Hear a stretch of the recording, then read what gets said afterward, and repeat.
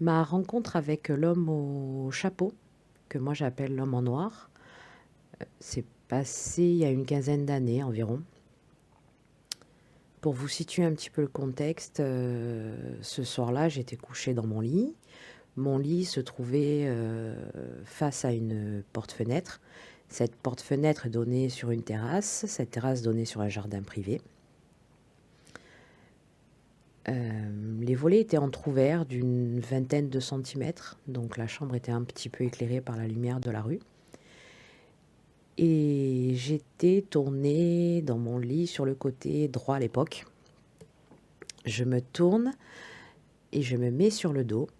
Et à ce moment-là, je vois en face de moi, devant la fenêtre, une grande silhouette noire.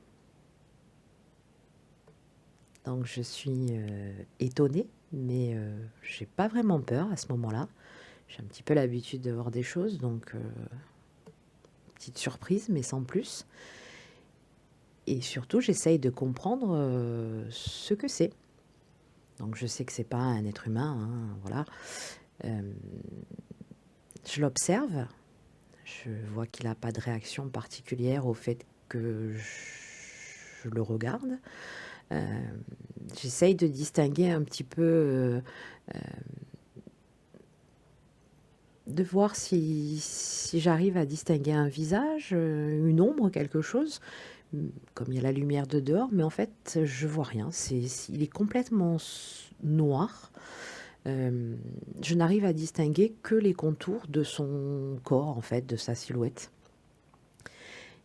Pour vous le décrire, il avait un chapeau un peu comme les cow-boys, mais à bord droit, donc assez grand quand même. Euh, il- Sur son corps, j'avais l'impression qu'il avait une cape, parce que je ne voyais que les contours qui tombaient sur son corps, euh, et rien d'autre. Donc je me suis dit, euh, si je l'ignore, il va peut-être s'en aller. Donc j'ai un petit peu fait comme les enfants ce soir-là, j'ai pris ma couette et je l'ai remontée sur mon visage.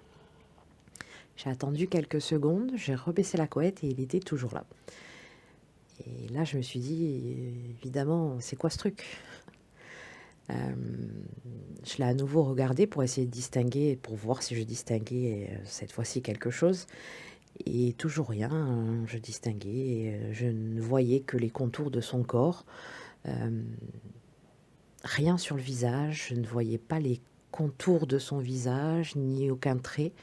Euh, il n'avait pas d'yeux non plus. Ne sachant pas trop quoi faire, j'ai à nouveau repris la couette, je l'ai remontée sur mon visage et je me suis dit, il va bien finir par partir. J'ai attendu un petit peu plus longtemps, j'ai baissé la couette et il n'était plus là. À ce moment-là, je me suis dit que j'avais encore vécu une expérience de fou, mais pas, j'avais pas ressenti de peur, donc j'étais pas plus affolée que ça en fait. Et donc ce soir-là, je me suis dit, bon, endors-toi, tu verras demain. Donc le lendemain, quand je suis arrivée au boulot, la première chose que j'ai fait, je me suis mis sur l'ordinateur et j'ai essayé un petit peu de taper dans la barre de recherche, homme en noir, homme en chapeau. À l'époque, je n'ai rien trouvé de significatif. Euh, donc j'en ai parlé un petit peu à mes proches qui avaient un petit peu l'habitude de mes histoires bizarres. Mais voilà, j'en suis restée comme ça. Il ne s'est rien passé de plus autour de cet événement-là. Jusqu'à ce que, il y a quelques mois, je tombe sur une vidéo par hasard sur YouTube d'une personne qui racontait sa rencontre avec un homme au chapeau. Du coup, je me suis dit, bah, tiens, je ne suis pas la seule, hein, ça arrive à quelqu'un d'autre. Et je me suis dit, tiens, je vais aller voir si je trouve des témoignages. Et là, je me suis rendu compte qu'on était des milliers, mais des milliers à avoir vécu une expérience similaire. Alors après, il y a des petites différences. Certaines personnes, l'ont ressenti agressif, d'autres non. Certaines l'ont vu avec, enfin l'ont décrit d'une manière un petit peu différente, avec un chapeau melon, un chapeau de forme, l'impression qu'il avait une veste sur lui.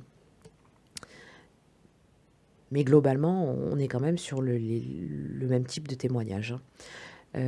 Concernant le pourquoi de cette apparition, moi, je n'ai pas d'explication. Ce que j'ai pu voir sur Internet, pour certaines personnes, il apparaît, cet homme au chapeau, apparaît lors de paralysie du sommeil, ce qui n'était pas mon cas, moi, à l'époque, parce que je n'étais même pas endormie, puis j'ai jamais fait de paralysie du sommeil. Pour d'autres personnes, il est apparu peu avant un décès. Pour d'autres, c'est une sorte d'entité annonciatrice d'un danger ou d'un malheur. Heu, mais je pense que voilà, pour moi, je pense que personne n'a vraiment d'explication très, très claire, au sujet de l'apparition de cet homme au chapeau.